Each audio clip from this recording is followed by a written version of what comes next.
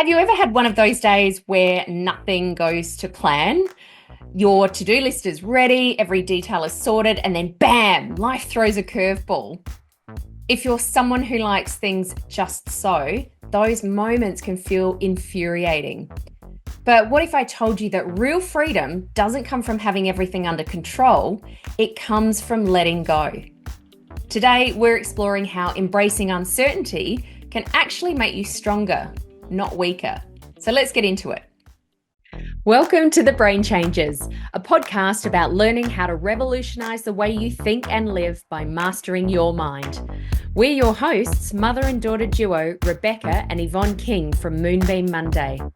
Our goal is to empower you to live the life you choose by teaching you how to retrain your brain. Some people tell us it sounds like mind control, and it is, but not the way you might think. This is about you taking control of your own mind, rather than letting your mind control you, so you can choose to live a life free from the expectations of others. No matter what you've experienced in the past, you can create positive change and transformation by learning how to master your mind. We know this because we've done it. Between us, we've survived cancer and stroke and eliminated debilitating anxiety and depression. We've turned our pain into purpose through the power of our mind, and we're now here to support and guide you to do the same. In this podcast, we share valuable insights about how your brain works, why you think, say, and do the things you do, how to begin the process of change, and why it's necessary. Because we know that when you change your mind, you change your life. Thanks for joining us. Let's go.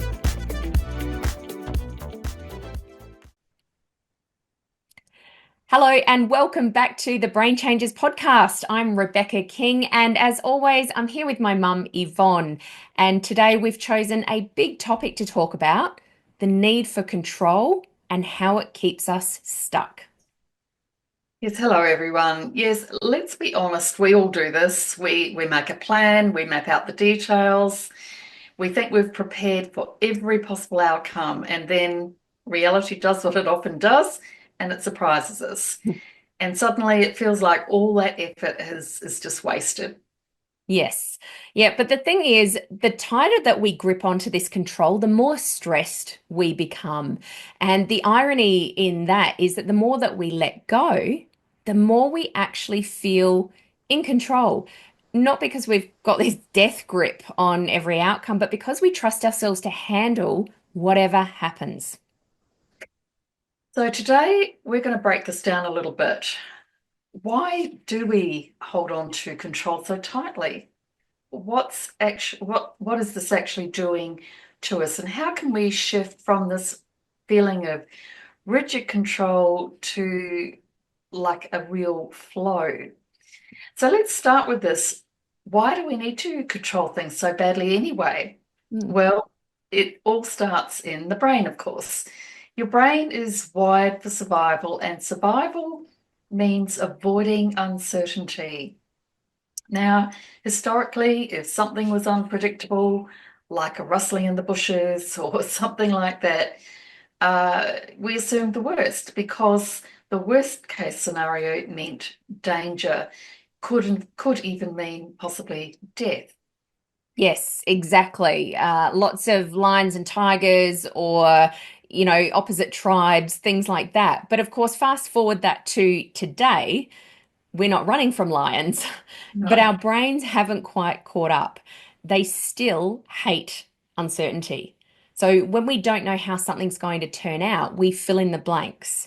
And really, let's face it, our brains are really, really good at filling those blanks in with worst case scenarios, aren't they? They rarely come up with the best case scenario straight away. No, that's so true. And this is where we try to control things. We think that if we could just plan enough Mhm. or prepare enough or manage every tiny little detail, then we can avoid anything bad from happening. But here's the problem with that. The more we try to control a situation, the more anxious we become. We start to fear flexibility. We get rigid. We worry about all the what ifs. And when we do that, we miss out on opportunities. And guess what? That just continues to reinforce our fear of uncertainty. So we try to control the situation even more.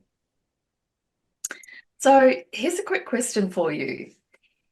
Where do we notice our need or your need for control? Where is it showing up most? Is it perhaps at work or in our relationships?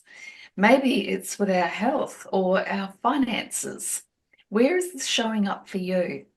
Yeah, that's a good question to ask. And I'd suggest to our listeners to actually take some time to dig a little deeper with that one.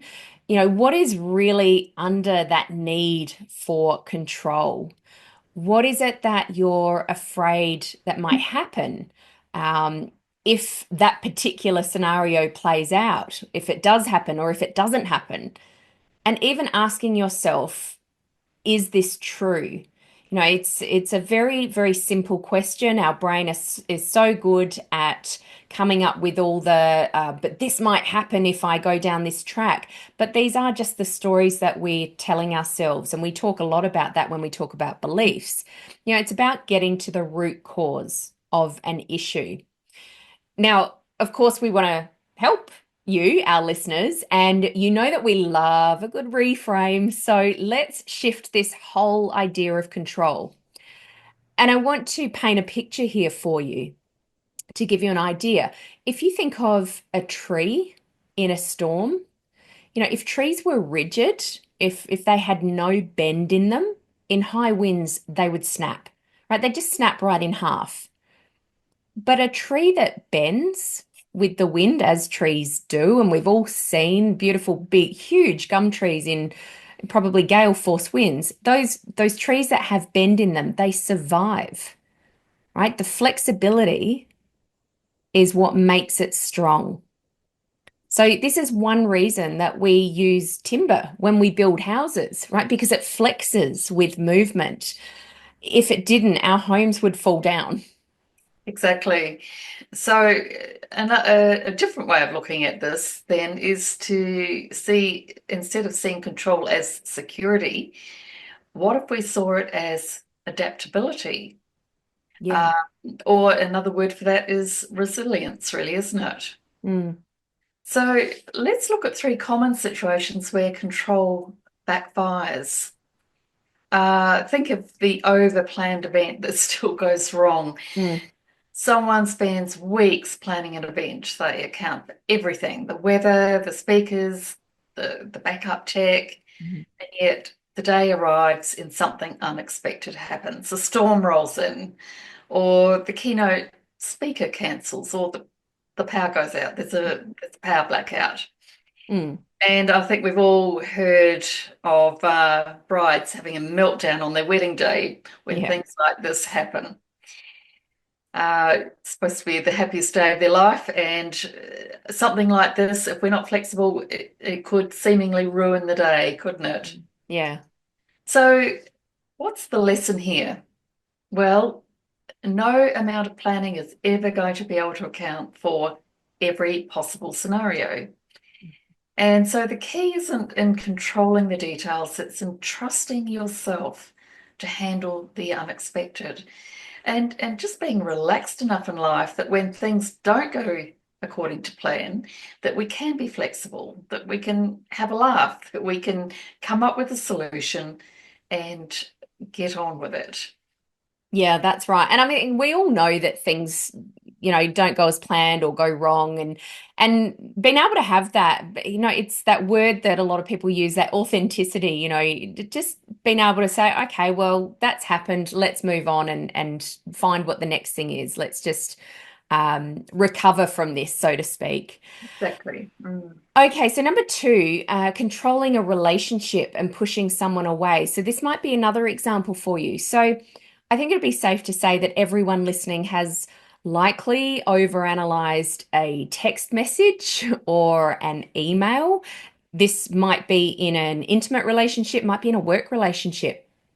So, in this case, you've checked when they read it, you've overthought your reply, You might have even drafted a couple of different replies and then gone back and changed it, or perhaps you're constantly seeking reassurance in this situation. So, what's the lesson here?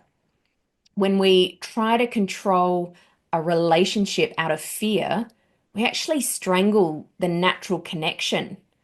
It brings in this negative energy as well. Trusting instead of micromanaging creates more security, not less, like we might think. Exactly. Another situation that we probably are all aware of is over preparing for something instead of simply taking action. Now, have you ever had a really great idea, perhaps a business venture, a big project, or perhaps even a new career path, but instead of just starting, you take more courses, you read more books, you plan even more, perhaps you do some spreadsheets or some flowcharts. And while you're doing this, someone else is actually getting on with it and going for it and succeeding at this idea that you had. So, what's the lesson here? Well, control tricks us into thinking that we're making progress when really we're just stalling or procrastinating, in fact, which is something that we've talked about in earlier episodes. And we know from this that procrastination is actually built on a foundation of stress and fear. Yeah, that's right. I think we could even use our own podcast as an example there.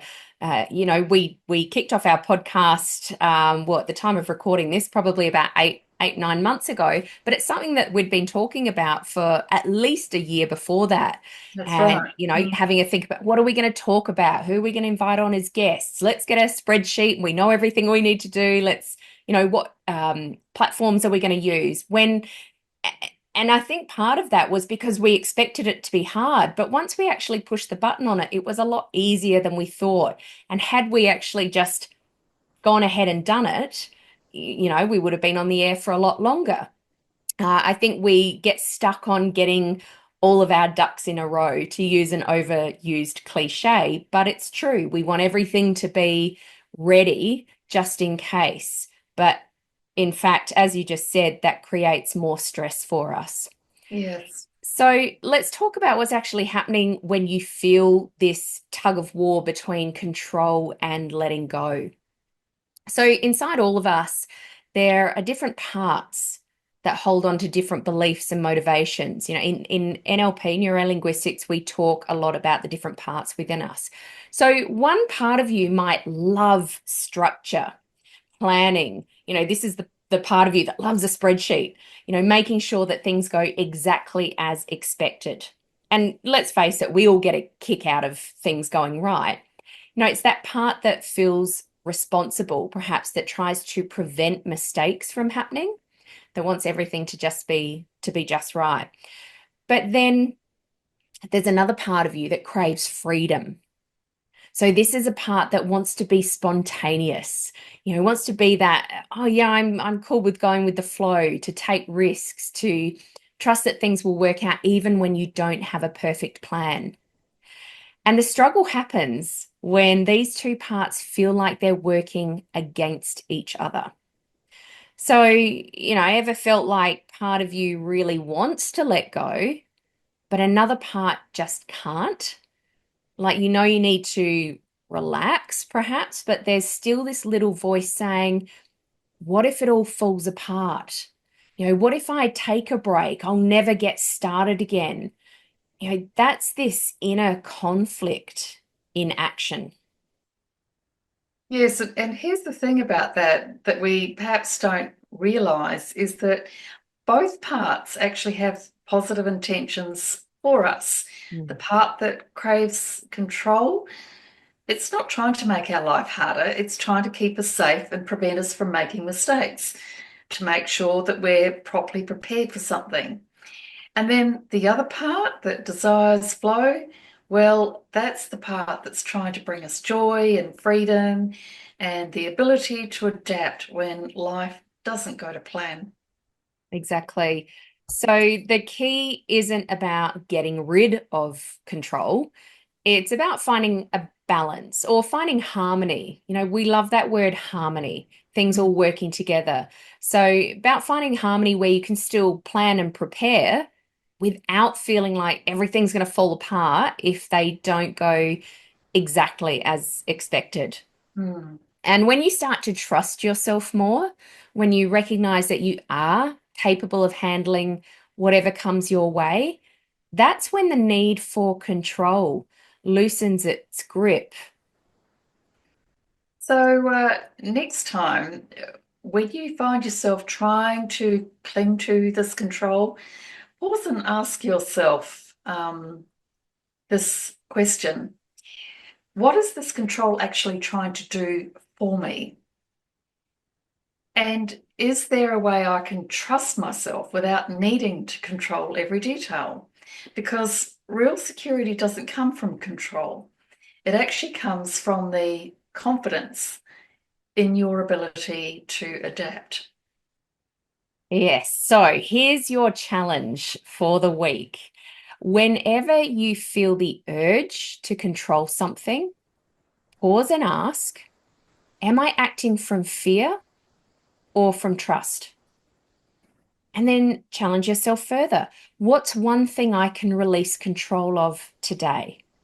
So maybe it's letting someone else take the lead on a project. Even when we think that, oh, I should just do everything because I know exactly how it needs to be done, it will just be quicker. How can we, let somebody else take the lead on that project? They may even have some fantastic ideas or skills that you weren't aware of. Mm.